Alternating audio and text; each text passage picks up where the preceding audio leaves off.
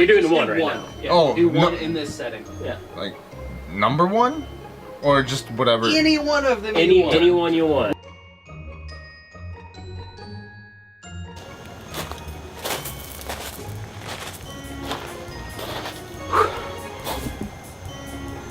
My number 5 can't miss at Gen Con. 5, count them 1, 2, 3, 4, 5. Is the Asmodee, Mayfair, and Rio Grande game rooms. They're really game rooms. Rio Grande is a free play great game room.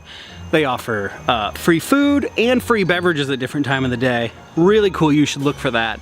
Also, yeah, Mayfair, they have like this whole collect a tag thing. This year it's themed after Agricola. And then you get free rewards the more things you get of those tags.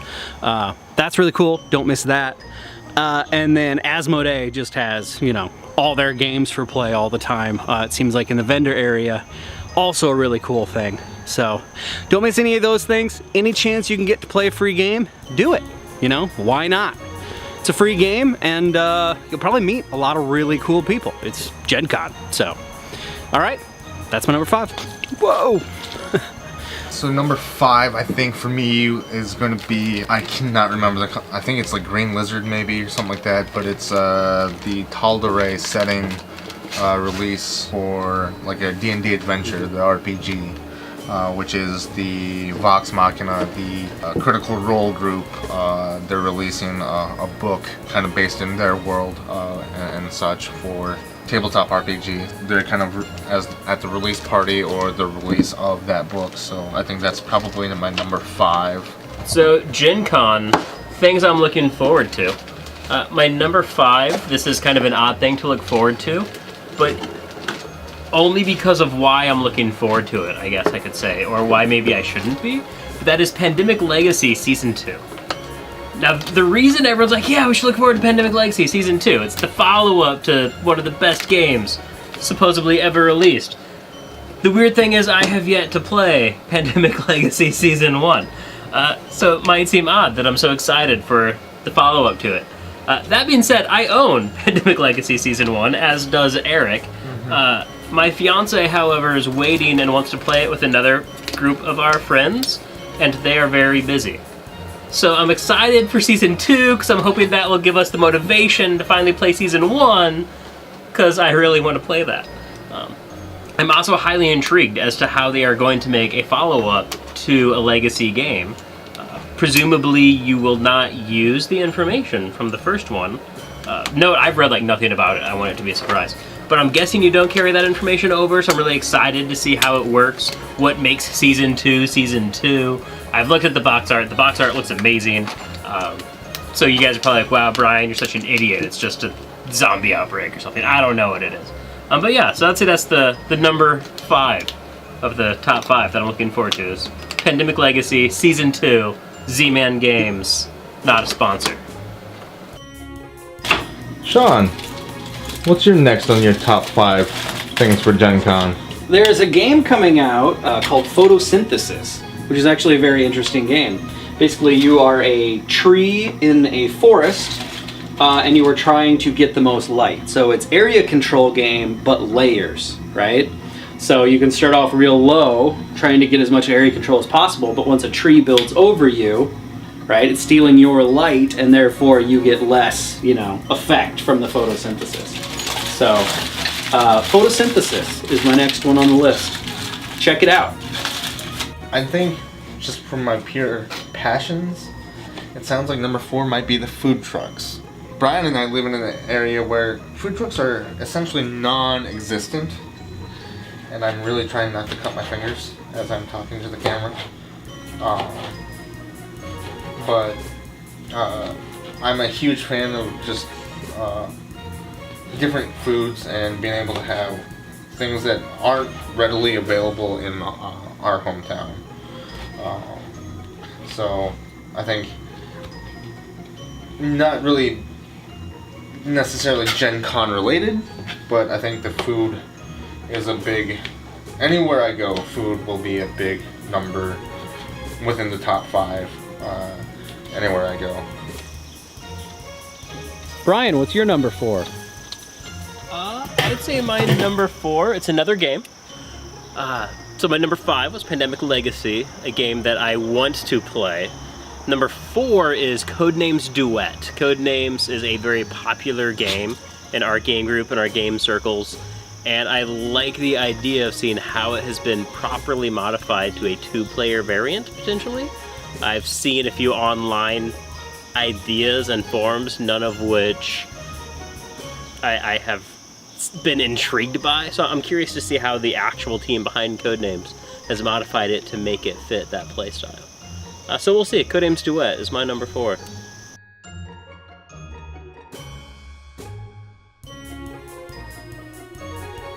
All right, so my number 3rd thing I'm excited about for Gen Con, or Gen Con can't miss, is Pandasaurus games. Lately they have been on fire.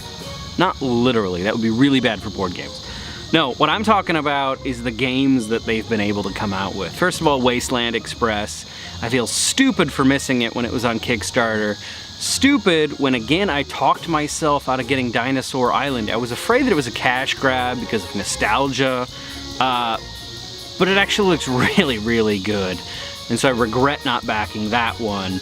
But okay, so Wasteland Express, Dinosaur Island, Red Scare is another one coming out, again dripping with nostalgia.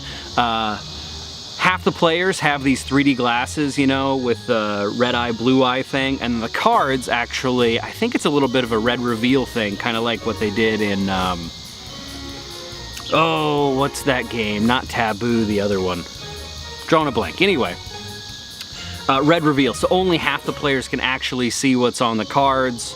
The other players get different information, so it's a little bit of a social deduction type game. So yeah, Pandasaurus games, high up there on my list. Eric, what's your number 3? Number 3, probably the steampunk hat making. Yeah, we did not sign up for that event this year. So number 3, I think it'll probably have to be, I don't know if we're actually doing it or not, but I like the idea, is the, Mammoth Games. I think that's probably a big one for me, is just because of how fun those can be. So I definitely say the Mammoth, Colossal, whatever you want to call them. The big ones!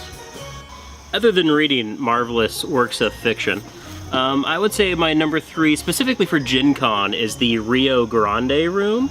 This is something we learned about last year, and it is, at least it was, I haven't checked this year, but it's on the upper level of the convention hall, and it's just a room full of their games.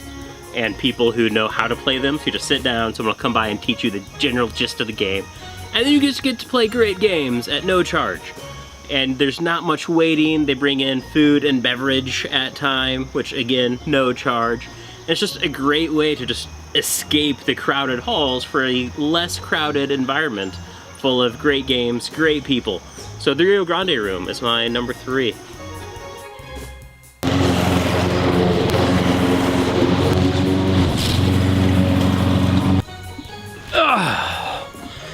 All right. So my number 2 thing about Gen Con can't miss, is going to be the Catan Mammoth Games. I know that's a little cheesy, but I gotta say, the nostalgia factor hits hard, right? So, I'm sorry, the Mayfair Mammoth Games is what I should say. Catan is usually what we play, but we've played Pompeii. We haven't played, was it Hot Tin Roof? But that is one of the Mammoth games. We even played Star Trek Catan. I hope Mayfair keeps that Mammoth thing going. It was a lot of fun. We've had fun every year. We've gone since the first time we went to Gen Con 4 years ago. So that is my number 2, Mammoth Games. You should definitely check it out. They're not the only ones who do it anymore either. Pretzel Games had Junk Art Mammoth version. That was pretty cool. Days of Wonder, you gotta step up your game. I wanna see a 5 Tribes Mammoth or a Ticket to Ride Mammoth. That would be awesome. Anyway, that's my number 2. Sure. What else are you excited for at Gen Con, Brian? Eric? Brian's friend Eric? Hold on, there's an Adaran. Number 2. I'd actually probably have to say number 2, I'd probably say I'd say it's the combination. It's 2 different things. Just me sitting there watching is the night with Patrick Rothfuss, if I'm able to go to that, and then the Talks Machina, just chatting with the people in Critical Role, because of the 4 of us going, I feel like I'm the only one that actually knows who they are. So I'm a huge fan, and so it'll be really nice to see a couple of my favorite voice actors like live in person, and hopefully they'll be there. So I think that's my number 2. I would say my number 2 is the first Martians from Portal Games and Ignacy. The theme intrigues me, the game itself, the idea that we are attempting to colonize space to a degree, but we actually got into the special playtest event, or not a playtest I guess, but someone created a special scenario for GenCon.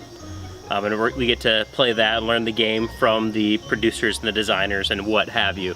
So I'm quite excited to learn and play First Martians by Portal Games, and hopefully spend some time talking and potentially interviewing Ignacy while we're there.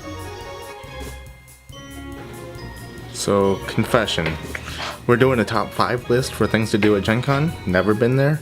Don't know what my list actually consists of. And my number 1 thing is... I don't know. Really, I think it might just be Carpe G on the way and way back, if we end up doing it. If not, then number 1 will be food again. My number 1 most looking forward to for GenCon is, not getting myself totally wet, is the Mayfair Game Night. This year I want to say it is actually in the stadium, Lucas Oil Field. I could be wrong, but every year we go to the Mayfair Big Game Night and it's a blast. I don't know if they do it every night or just occasionally, but it's 4 hours just hanging out, playing Mayfair games. They have their Mammoth stuff there. They have just pretty much everything they've ever made that they still have the rights to, just available for play. And you get these cool ribbons, then you can trade the ribbons in, and you can get discounts or bonuses or books that they make, and all this other fun stuff. And it's great because you're playing a game, and the games are in themselves another game, and it's Mayfair, and it's a blast. It's generally the highlight of my Gen Con almost every year. So Mayfair Big Game Night, number 1. And my number 1 reason for what you can't miss at Gen Con, or Gen Con can't miss, for 2017 is the people. Which I know, okay, Sean, that's cheating. Every year the people are there. Sure, but as I've gone further into the community, I've realized it's just a very welcoming, great group of people. I don't think I want to call anyone out by name, right? But there's just a lot of great people in the gaming community. And even if you go solo, you're gonna meet a ton of really nice people. But okay, so there are a few people I'm really excited to hang out with. Some of them I've never met before, so, you know, take that to heart, I guess. But Lance Meister, Undead Viking, I run into him at just about every convention I go to. And we've never actually had time to sit down and talk. I'm really hoping to do that this year. Yeah, about anything, or maybe just hanging out, I don't know. Dave Taylor to the Table Review Games. We call each other off and on, you know, throughout the year, but we never really get a chance to hang out. Really hoping to do that this year. Sen-Foong Lim. We became Facebook friends, and we've just been chatting back and forth. Hilarious dude.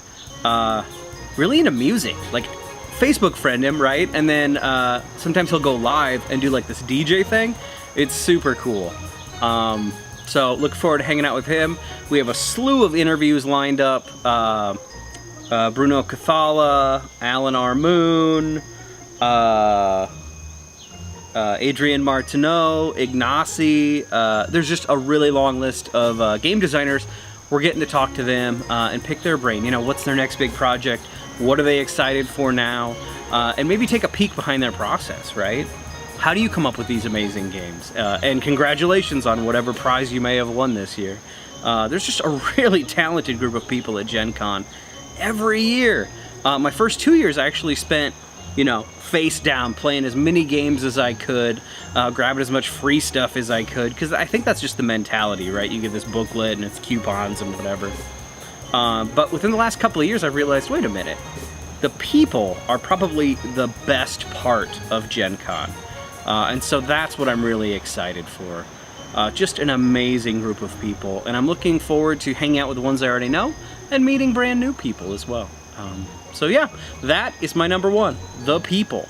So if this is your first GenCon, take a break about halfway through, say Friday night, Saturday morning, and just look around at all of the amazing people. Everyone's having a great time sharing their passion. And what more could you want, right?